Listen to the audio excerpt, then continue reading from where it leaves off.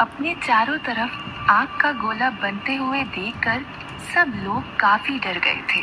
घर के बाहर खड़ी औरत जब चीख कर अंदर भागी तो उसकी चीख सुनकर आसपास के घर के लोग भी अपने अपने घर के बाहर आने लगे। आग देखकर सभी लोग बहुत ज्यादा डर गए थे। डरने के साथ साथ लोग इन चारों को ताना देना भी नहीं छोड़ रहे थे। सामने के बाहर खड़ी एक औरत ने अपने पति से कहा, लो और लगाओ चंद्रकला के नाम के नारे। अब चंद्रकला को याद करोगी तो काला साया तो जाग ही जाएगा। उसी घर के पास वाले घर के बाहर खड़ी औरत ने इस बात में हामी भरते हुए कहा, सही कह रही हो बहन, अपनी मौत को इन्होंने खुद ही दावत दी है। आजकल के बच्चे भी ना सिर्फ जोश में काम लेना जानते हैं। न जाने अब वो काला साया इनके साथ क्या करेगा। प्रिया का घर भी उसी गली में था।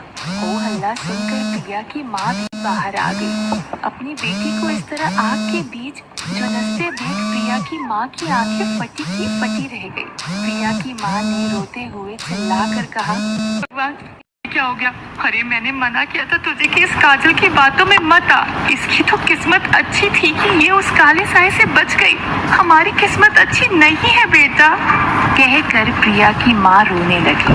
आग का घेरा धीरे धीरे छोटा होता जा रहा था और आग की लपटें लगातार बढ़ती जा रही थी, जिससे अब चारों का शरीर झुलसने लगा था। किसी को समझ नहीं आ रहा था कि वो क्या करे। आसपास खड़े कुछ नौजवान लड़कों ने हिम्मत दिखाई और पानी की कुछ बाल्टियां भरकर ले आए। लेकिन जैसे ही सबने वो पानी की बाल्टियां आग में डाली, आग बुझने की बजाय आग की लपटें और ज्यादा भड़क गई।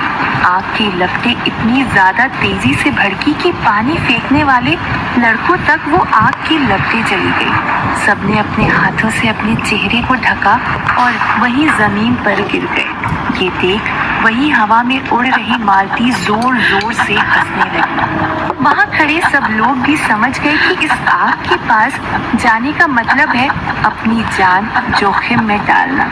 इसीलिए अब किसी की हिम्मत नहीं पड़ रही थी कि कोई भी उनकी मदद करने के बारे में सोचे भी। प्रिया की माँ अभी भी दूर ही खड़ी रो रही थी और लगातार मदद की गुहार लगा रही थी। क्योंकि प्रिया की शादी बहुत कम उम्र में हो गई थी, इसीलिए प्रिया को एक 3-4 साल की एक बेटी भी थी, जिसे सब लोग प्यार से गुड़िया कहकर पुकारते थे।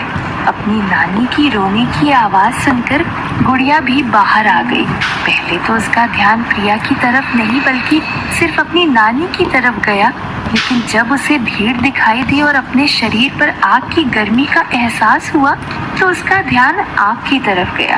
आग की लपटों के बीच उसे अपनी माँ दिखाई दी।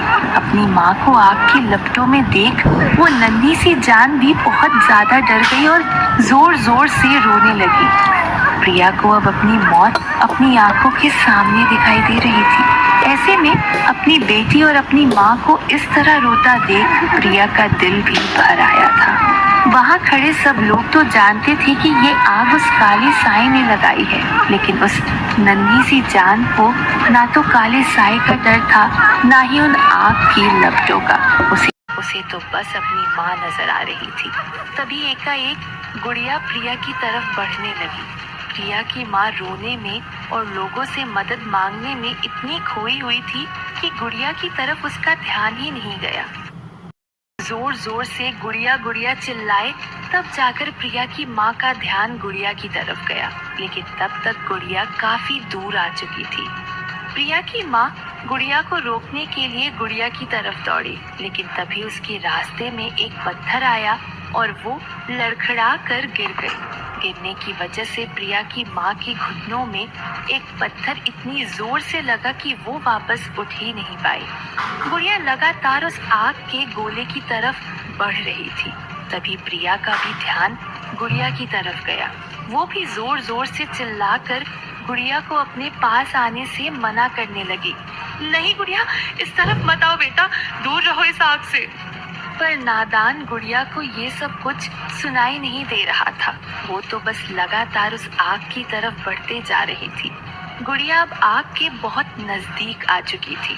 वहां खड़े लोगों में से किसी में भी इतनी हिम्मत नहीं थी कि वो जाकर गुड़िया को रोक सके। लेकिन जब बच्चे पर कोई आँच आती है तो एक माँ अपने आप को कभी नहीं रोक पाती, उसके लिए चाहे खुद की जान ही जोखिम में क्यों ना डालनी पड़ जाए। प्रिया ये बात समझ गई थी कि गुड़िया को इस आग के घेरे में आने से कोई नहीं रोक पाएगा, इसीलिए गुड़िया को रोकने के लिए उसे ही इस घेरे से बाहर जाना पड़ेगा। लेकिन प्रिया ये बात भी जानती थी कि इस आग के घेरे से बाहर निकलने में वो अपनी जान गंवा देगी, पर प्रिया के पास इसके अलावा और कोई दूसरा रास्ता नहीं था। गुड़िया को बचाने के लिए उसे ऐसा करना ही होगा, उसे अपनी जान की कुर्बानी देनी ही पड़ेगी। गुड़िया अब उस घेरे से बस 10-15 कदम ही दूर थी। वहां खड़े सब लोगों की सांसें अटक गई कि अब क्या होगा। कोई नहीं जानता था कि प्रिया के दिमाग में क्या चल रहा है, यहाँ तक कि काजल भी नहीं।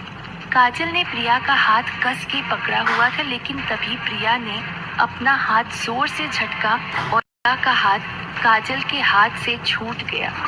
ये देख काजल भी हैरान रह गई। अगले ही पल प्रिया ने ना आव देखा ना ताव, सीधा आग के गोले से बाहर भागने के लिए आग की तरफ भागी।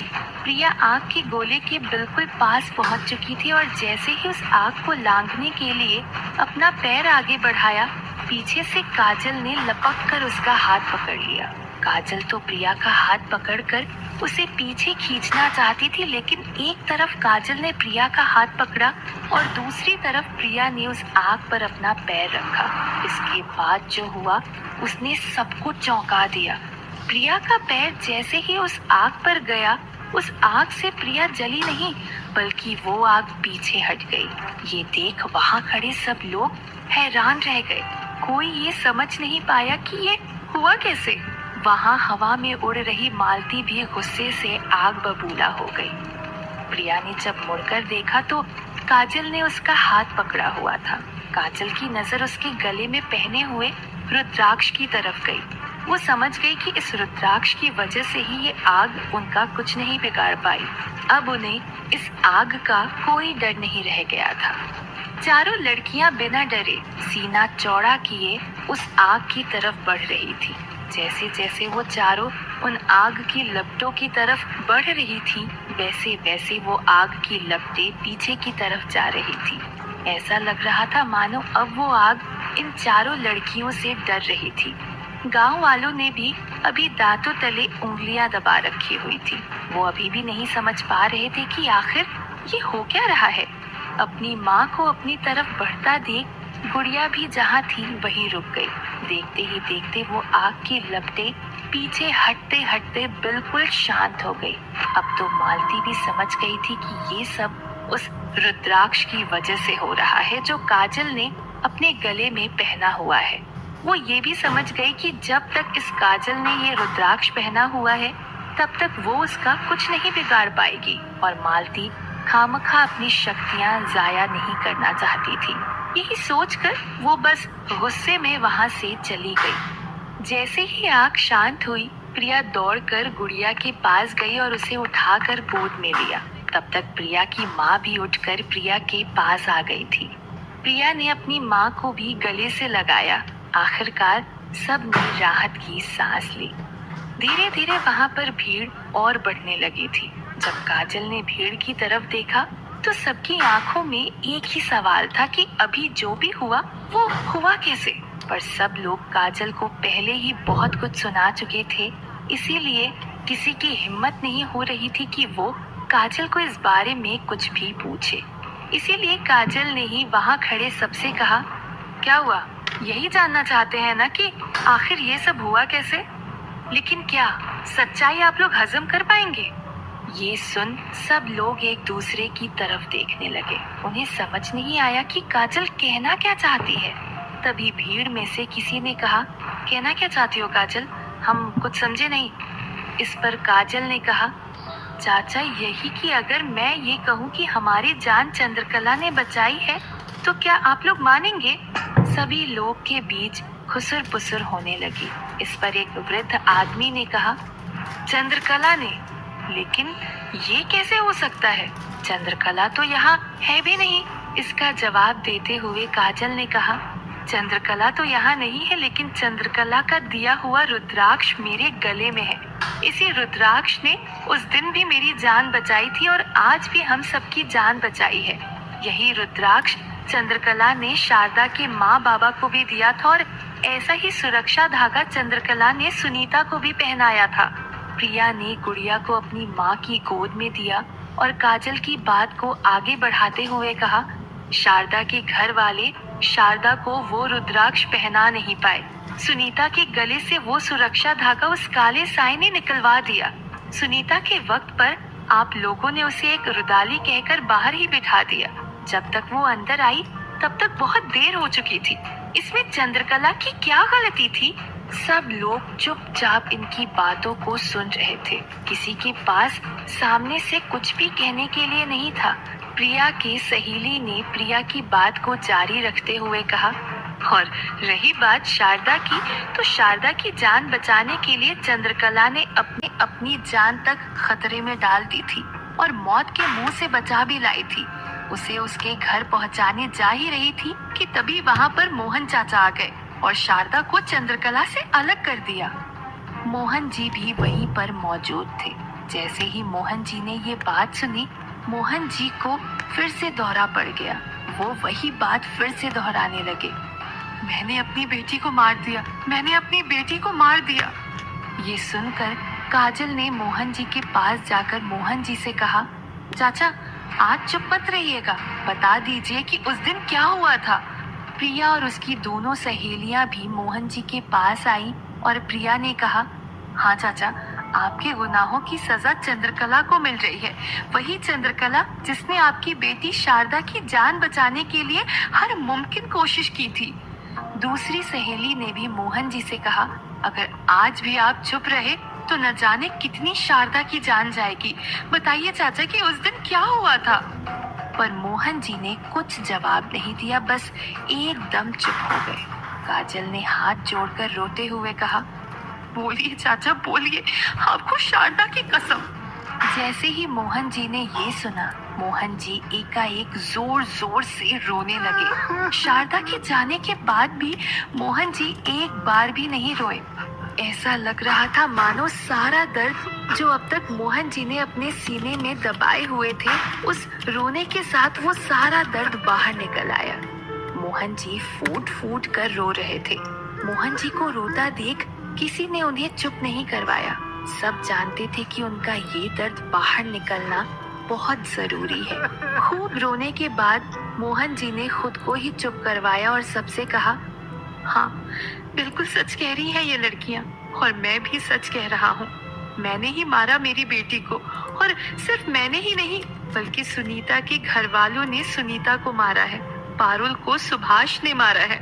कोई समझ नहीं पा रहा था कि आखिर मोहन जी कहना क्या चाहते हैं। मोहन जी ने अपनी बात जारी रखते हुए कहा, आपको मेरी बातें पागलों जैसी लग सकती हैं, लेकिन यही सच है। किसी को भी उस काले साए ने नहीं बल्कि हम गांव वालों ने मारा है, क्योंकि हमने उस चंद्रकला जैसी देवी को कलंकित किया, उसे मनहूस कहा। अरे मनहूस वो नहीं, मनहूस हम सब हैं। चंद्रकला तो शारदा को उस काले साए से बचाकर घर ले जा रही थी, लेकिन मैंने ही शारदा का हाथ उससे छुड़ा दिया। उसने लाख मिन्नतें की, लेकिन मैंने एक नहीं सुनी चंद्रकला की। मोहन जी की बातें सुनकर सब ने अपनी गर्दन झुका ली। किसी की आंखों से तो आंसू तक बहने लगे। सब लोग दुखी जरूर थे, पर कोई कुछ कह नहीं रहा था, या यूं कहे कि किसी के पास कुछ कहने के लिए ही नहीं था। चौराहे पर एक सन्नाटा पसर गया था। एक वृद्ध चाचा ने सबकी चुप्पी को तोड़ते हुए कहा, सही कह रहा है मोहन, अगर हम सब ने चंद्रकला की बातें मानी होती तो किसी को कुछ नहीं होता। मोहन जी ने अपनी बात रखते हुए कहा, तो मुझे लगता है कि अब हमें बिल्कुल देरी ना करते हुए तुरंत जाना चाहिए और चंद्रकला को वापस उसी सम्मान के साथ गांव में लाना चाहिए। मोहन जी ने बहुत से लोगों के मन की बात कह दी थी। वहाँ खड़े सब लोगों में आपस में यही खुसर पुसर होने लगी। सब लोगों के मन में यही बात थी, बस जल्द से जल्द चंद्रकला को बुलाया जाए।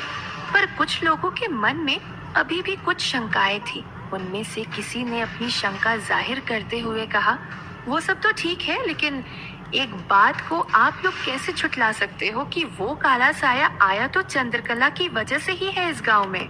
और इस सवाल का जवाब किसी के पास नहीं था, ना ही काजल के पास, ना ही प्रिया के पास, और ना ही मोहन जी के पास। बस सब लोग एक दूसरे को देखने लगे। अब क्या होगा इस पर काजल का जवाब? क्या गांव वालों का मन फिर से बदल जाएगा, या आज चंद्रकला आ जाएगी वापस मायापुर में?